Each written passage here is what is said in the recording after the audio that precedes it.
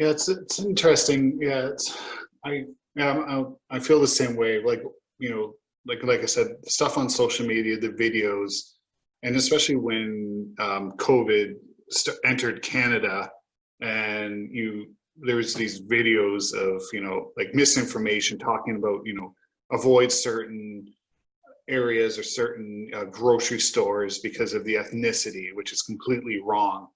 And you bring up a good point, and this is something that we've been discussing at TechNex is how do we address, um, how do we address racism in the workplace, especially within tech?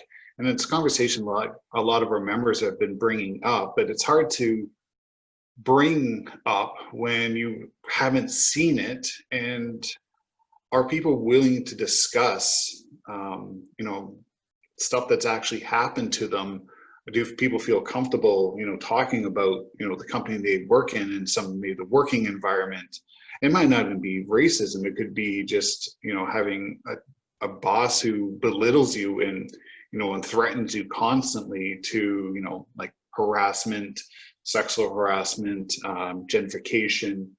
Um, how do we start those conversations, and like how do we move forward, especially with all the unfortunate activities that have happened within the United States? And obviously it's come here in North America, obviously worldwide protests for Black Lives Matters, and other initiatives. So like how do we start these conversations, especially within the tech community? I mean, it's a very loaded, big topic, right? But I think in some sense it's also related to the COVID conversation. But I'll kind of wrap that thread up, and I'll tell you why.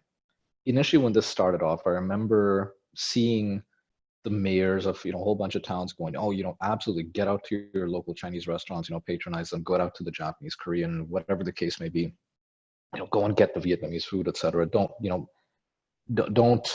stop the commerce. And then it started becoming about, if you don't do this, then you're all of a sudden, by definition, you're de facto a racist. And then I started listening, going, hold on. The data is telling me that it seems to be spreading in certain pockets. And by the way, it also started spreading through other communities which weren't just purely coming from China, right? There were other kind of local ethnic communities through which it started to spread in clusters. And that was the data that we were following. And then when we said, oh, look, we should try and avoid this type of restaurant, or we should try and avoid these cluster of just geographic locales within the city where we know it may be spreading, then we got told, I think as a collective society, oh, you're being racist. So for people who are, not genuinely, racist, etc., they're open-minded, you kind of bristle a little bit, going, hold on, I'm genuinely not racist, or what can I do to prove that? And the only way to prove that apparently was just by getting out there and going. And here's where we weren't following the data. And so that started to, that topic of even racism was coming up with COVID. Now, of course, there is a massive bunch of, very unfair racism being thrown around. People are being discriminated left and right, and very unfairly so. But we still need to partition the data, right? Like, just to prove that you're not racist against, mainland Chinese people doesn't mean you have to prove that by flying there right now to the epicenter of the virus and then walking around there. I mean, that there you're being stupid. You're not proving your open-mindedness, right? And I use that as a very extreme example, but we also have to be careful about it. I think lambasting the genuinely kind of data-driven people who are trying to stay safe in this type of environment, and saying, if you're not out there, you're all of a sudden you're racist. Now, as for the George Floyd things, George Floyd was he's one out of hundreds of thousands, millions, and African Americans have been, I think they've taken some of the worst of it in America, because even though we can say this is one name, I mean, how many other, what my fear is that we forget about his name 1 year from now. or even 6 months from now. That's a genuine fear, that we forget about it and just kind of becomes a meme and people start making the t-shirts, right? We really have to kind of hit a tipping point and see it is kind of crappy. And in the tech world, there are some there's a lot to fix in the tech world. I think part of that really kind of begins by fixing the bro alpha attitude that has become so symbolic of what was kind of considered a Silicon Valley. And I've met with, I've got friends in Facebook, I've got friends at Google, et cetera, these companies, and they're not your typical alpha male bro, or they don't tend to espouse those horrible characteristics, right?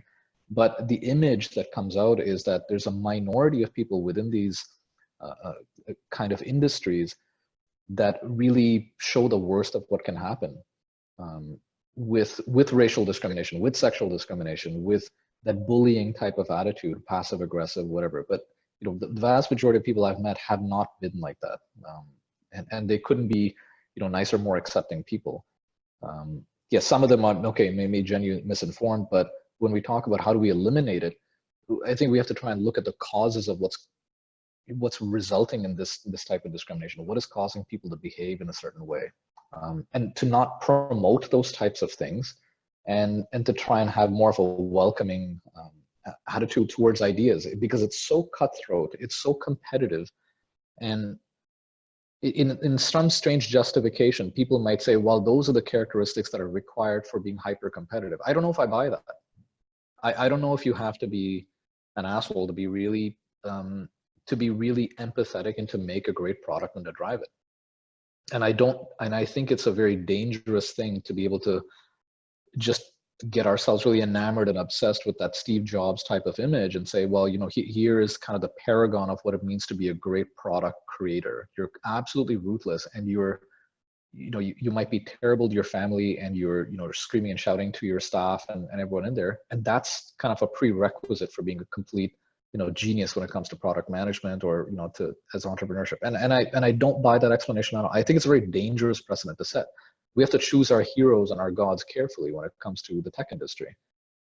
And this is a conversation that we need to start having, because this is where this will seed a lot of that discrimination in there.